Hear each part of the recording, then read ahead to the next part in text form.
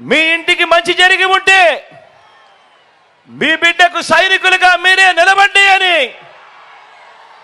ప్రజల్ని అడిగే సరికొత్త ధైర్యమే సిద్ధం. ఎన్నికలు కాగానే మేనిఫెస్టోను ఒక చెత్తబుట్టలో